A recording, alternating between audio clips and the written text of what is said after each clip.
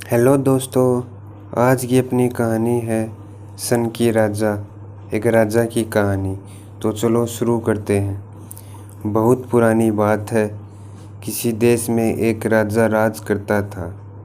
उसका नाम सुंदर सिंह था। वैसे तो सुंदर सिंह के पास प्रजा की भलाई के लिए बहुत काम थे, जैसे कि तालाब खुदवाना, धर्मशालाएं बनवाना, दुष्टों को दंड देना आदि। लेकिन राजा सुंदर सिंह ये सब काम न करके फालतू की बातें ज़्यादा सोचता था।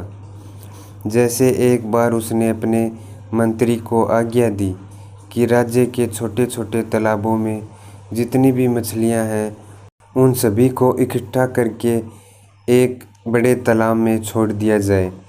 मंत्री बेचारा कह भी क्या सकता था।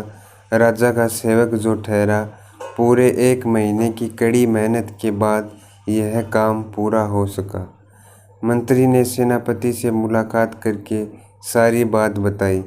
सेनापति ने राज्य के सारे मंत्रियों को बुलाकर सबके साथ एक बैठक की। सभी ने निर्णय लिया कि राजा को सबक सिखाना चाहिए। राजा अपनी मूर्खता से धन और श्रम का दुरुपयोग करता है। इतना धन और श्रम व्यर्थ न करके सही जगह उपयोग किया जाए तो इससे प्रजा का बहुत लाभ होगा। 2 महीने बाद राजा ने सेनापति को बुलाकर आदेश दिया कि पूरे राज्य में जो 3 सबसे बड़े मूर्ख हो उन्हें 1 महीने के अंदर दरबार में पेश किया जाए। राजा ने कहा, ध्यान रखना सेनापति, जिन 3 मूर्खों को तुम लाओगे उनसे बड़ा कोई मूर्ख राज्य में ढूंढने से भी नहीं मिलना चाहिए। अगर तुमने 3 सबसे बड़े मूर्खों को पेश नहीं किया तो तुम्हें मृत्यु दंड दिया जाएगा। परंतु उन 3 मूर्खों का आप करेंगे क्या महाराज? सेनापति ने पूछा। अरे करेंगे क्या, उन 3 मूर्खों को हम महामूर्ख की उपाधि देकर सम्मानित करेंगे। उन्हें बहुत धन दौलत और एक एक प्रांत भी देंगे, राजा ने बहुत घमंड से कहा। सेनापति मूर्खों की तलाश में चल दिया। वो मन ही मन सोचता जा रहा था कि अब की बार तो राजा को सबक सिखाना ही पड़ेगा। राजा की मूर्खता भरी बातों से किसी न किसी तरह पीछा छुड़वाया जाए।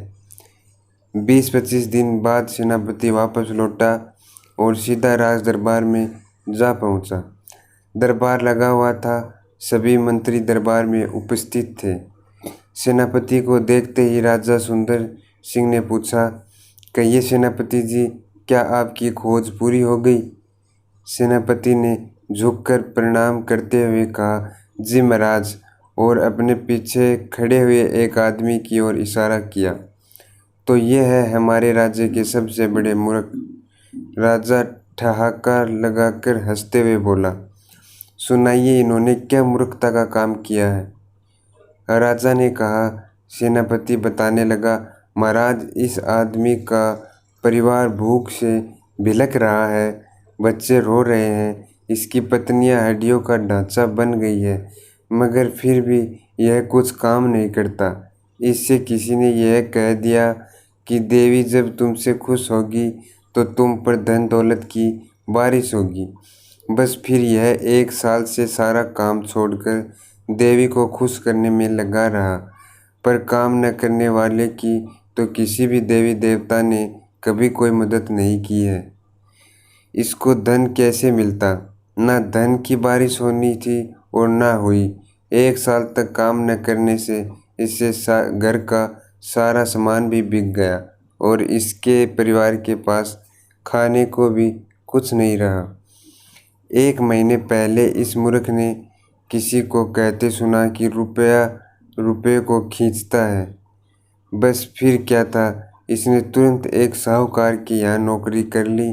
जब भी यह खाली होता, जेब से रुपया निकालकर तिजोरी के छेद में लगाने लगता, क्योंकि इसको पूरा विश्वास है कि एक न एक दिन इसका रुपया तिजोरी के रुपये को जरूर खींच लेगा। इस चक्कर में इसके काफ़ी रुपए हाथ से छूटकर तिजोरी में गिर चुके हैं। सेनापति की बातें सुनकर सारे दरबारी जोर जोर से हंसने लगे। राजा ने तुरंत अपने गले से बहुत कीमती रत्नों का हार निकालकर उस मूर्ख को पहना दिया। सभी को उत्सुकता होने लगी कि देखे दूसरा और तीसरा मूर्ख कौन है। तभी राजा ने आदेश दिया, अब दूसरे मूर्ख को पेश किया जाए। झिझकते हुए सेनापति बोला, महाराज, हमारे राज्य के दूसरे और तीसरे मूर्ख दरबार में ही उपस्थित हैं। हमारे दरबार में? राजा ने हैरान होकर पूछा। कौन है वो? महाराज, मैं उनका नाम नहीं ले सकता, वो मुझे मरवा देंगे। सेनापति बोला, अरे मेरे होते हुए तुम अपने प्राणों की चिंता मत करो, बिल्कुल निडर होकर बताओ। राजा ने कहा। सेनापति बोला, महाराज, बुरा न माने तो राज्य के दूसरे मूर्ख आप ही हैं। राजा ने गुस्से से भरकर पूछा, इस बात का क्या मतलब है? सेनापति बोला, मतलब बिल्कुल साफ है। जो राजा विद्वानों की खोज ना कराकर मूर्खों की खोज करवाए, विद्वानों को इनाम न देकर मूर्खों को इनाम दे, तो उसे क्या कहा जाएगा? और तीसरा मूर्ख कौन है? राजा ने पूछा। सेनापति बोला, वो तो मैं ही हूँ जो मूर्खों को ढूंढने निकला। क्यों न मैंने यह काम करने से पहले अपने पद से इस्तीफा दे दिया। मूर्ख स्वामी की सेवा करने वाले सेवक भी धीरे धीरे मूर्ख ही बन जाते हैं। सारे दरबारी सेनापति की बात से सहमत थे। सेनापति की बातों से राजा की आंखें खुल गई और उसने भरी सभा में प्रतिज्ञा की कि ऐसे फालतू कामों में अब मैं अपना धन और श्रम बिल्कुल व्यर्थ नहीं करूँगा। सेनापति और सभी मंत्री और दरबारी राजा के इस फैसले से बड़े खुश हुए। इसके बाद राजा ने कभी ऐसे किसी फालतू और मूर्खता भरे काम का आदेश नहीं दिया। तो दोस्तों, आपको ये कहानी कैसी लगी? ऐसी ही मज़ेदार कहानियाँ सुनने के लिए हमारे चैनल को सब्सक्राइब ज़रूर करें। धन्यवाद।